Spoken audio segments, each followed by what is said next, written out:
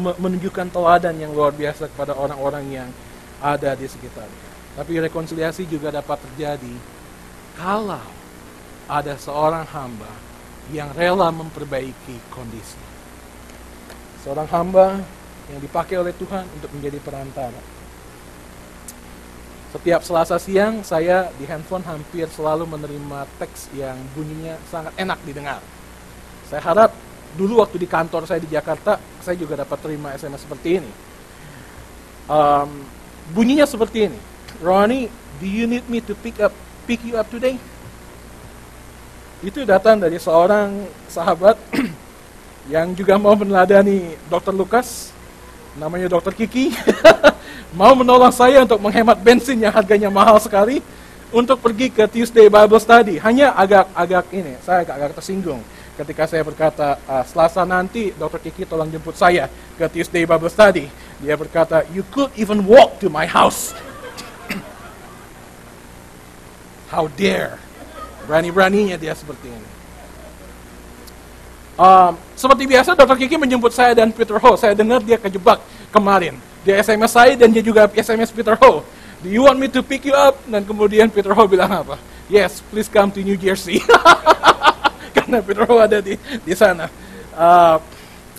Dia tawarkan kami untuk jemput dan karena kami sama-sama tinggal di Fort Worth, Texas, mau ke rumah Sigi dan Ani atau ke rumah siapapun di Bedford atau di Euless ini dan orang yang nggak tahu peta akan berkata, kan sama-sama tinggal di Texas, jadi ya gampang lah untuk menjemput.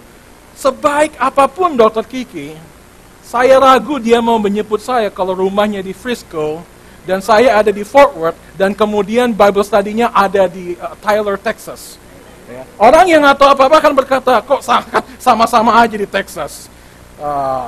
Itu sebabnya kita perlu tahu sedikit mengenai peta. Ketika Anda melihat, what's the big deal? Apa yang luar biasa dari perintah permintaan Paulus kepada Timotius untuk menjemput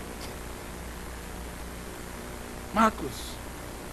Nah, perlu kita belajar Alkitab, tapi kita juga perlu, ketika kita belajar Alkitab, maksudnya harus belajar mengenai geografi, yang saya yakin kebanyakan dari Anda di SMP dapat nilai 6 atau paling banyak 7. Geografi susah, Anda masih bingung, Wisconsin ada di mana, Iowa ada di mana, Iowa Anda pada tahu semua, jadi ya. Paulus ada di Roma. Paulus ada di Roma pada waktu itu, dia sedang menanti masa akhir-akhirnya untuk dibunuh. Tidak tahu dia dibunuh secara apa, tetapi Roma. Dan kita tahu bahwa Timotius ditempatkan oleh Paulus untuk menjadi pendeta di Efesus. Kita tahu itu, dia ada di sini. Nah, untuk datang dari Efesus ke Roma aja memakan waktu yang luar biasa. Anda membaca di dalam ayat sebelumnya, ayat yang selanjutnya dikatakan, jika engkau kemari bawa juga jubah yang kutinggalkan di Troas, di rumah Karpus dan juga kitab-kitabku, terutama perkamen itu. Jadi kalau ini Troas, Paulus berkata dari Efesus mampir ke Troas ya.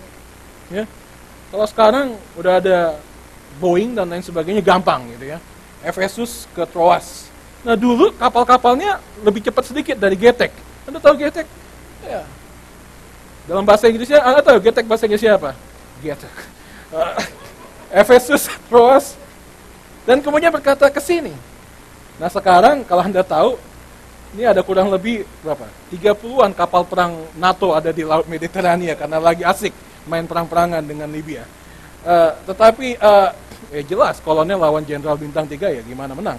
Tapi Efesus, Troas, dan kemudian di mana Markus? Ada yang mengatakan mungkin dia ada di Yerusalem karena rumahnya di situ. Mungkin dia di Siprus setelah dia bersama Barnabas itu. Tapi kemungkinan besar saya yakin dia ada di Kolose, tidak jauh dari Efesus. Karena kalau keyakinan saya kalau dia ada di Yerusalem, maka Paulus adalah seorang rasul yang tidak memiliki hati nurani. Kenapa? Oh dia di sini, Efesus suruh pulang ke di sini nih Yerusalem, kemudian balik lagi ke Roma. Belum ada Boeing pada waktu itu. Jadi saya yakin dia ada di Kolose. Di Kolose dari Efesus pun walaupun jalan darat tetap jauh. Ini gunanya kita belajar peta Alkitab. Ya. Dulu waktu saya pertama kali punya Alkitab saya dihadiahi pada waktu ambil keputusan percaya Tuhan Yesus. Dulu kan waktu ambil keputusan di kebunan rohani, dapat Alkitab. Saya baca, ada peta. Jadi yang dibaca peta dulu. Alkitabnya nggak pernah dibaca. Jadi saya kadang-kadang berpikir apa pentingnya? Tapi penting sekali untuk kita melihat. Dari Efesus ke Kolose, ke Troas, baru kemudian datang ke Roma. Pernahkah Anda sadar ketika melihat kalimat yang kelihatannya sederhana, kalimat yang kelihatannya biasa-biasa saja, tapi tadi mengandung kebenaran yang luar biasa dan sekarang mengandung satu perintah yang tidak mudah bagi seorang yang bernama Timotius untuk lakukan. Pergi ke Kolose menjemput Markus. Nah, tolong perhatikan bagian ini. Ini bukan sekedar datang dan berkata masuk tok, kus, ayo kita berangkat ke Roma. Markus berkata, kemana ke Roma? Anda tahu? Ketika Timotius datang menyampaikan berita itu. Ini imajinasi saya, tetapi saya berkata pada Anda, mungkin saja terjadi. Markus berkata kepada Timotius, kemana? Ke Roma. Siapa yang suruh? Paulus. Paulus yang pernah menolak saya. Dapatkah Anda bayangkan tugas yang diemban oleh Timotius pada waktu itu? Bukan tugas yang sederhana. Itu sebabnya Paulus dapat saja mengirimkan surat kepada jemaat di Kolose karena dia menulis surat sebelumnya kepada jemaat di Kolose untuk berkata, kirimkan Markus kepada saya. Betul? Dia dapat melakukan hal itu. Tapi dia mengirim utusan pribadinya, anaknya yang sah dalam iman. Karena ada satu pesan yang sangat penting yang harus dia bawa, bahwa Paulus ingin rekonsiliasi dengan Markus.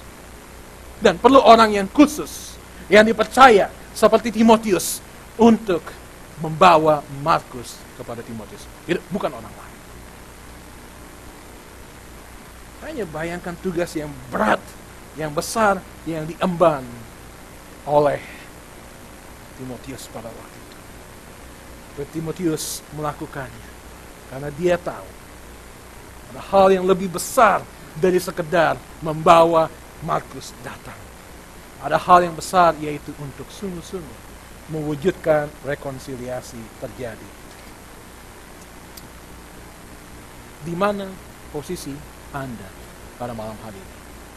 Apakah Anda seorang hamba yang malam hari ini harus berani mengakui kesalahan Anda di masa yang lampau? Ataukah Anda adalah seorang hamba yang harus berani memperbaiki keputusan Anda dan berkata, ya dulu saya salah? Atau mungkin Anda adalah seperti Timotius, orang yang memiliki tugas yang berat untuk mewujudkan rekonsiliasi terjadi di antara teman atau di antara keluarga dan lain sebagainya. Saya ingin menutup bagian ini dengan satu cerita yang pernah terjadi. Jika saya berkata kepada banyak orang, saya pacaran dengan Lena 8 tahun sebelum saya menikah. Bagi banyak orang Indonesia biasa saja, tapi bagi banyak orang Amerika, kenapa? Saya dengan rendah hati berkata, ada satu persyaratan yang sulit saya penuhi dari Lena pada waktu itu. Apa? Saya harus turun 20 kg pada waktu itu, jadi kelihatannya membutuhkan waktu 8 tahun untuk sungguh-sungguh. Ani ketawa karena waktu itu sedikit. Harus memenuhi persyaratan seperti itu. Well, ada hal yang luar biasa yang saya ingin bagikan kepada Anda ketika berbicara mengenai rekonsiliasi. Seperti ketika kembali ke zaman Siti Nurbaya, pernikahan saya dan Lena tidak diakui, tidak disetujui oleh orang tua saya. Ada masa yang sangat pahit dalam kehidupan kami berdua. Sangat-sangat amat pahit. Kami harus menunggu hampir 2 tahun. Karena saya anak yang bukan paling kecil. Bukan smallest, Dr. Kiki. Saya paling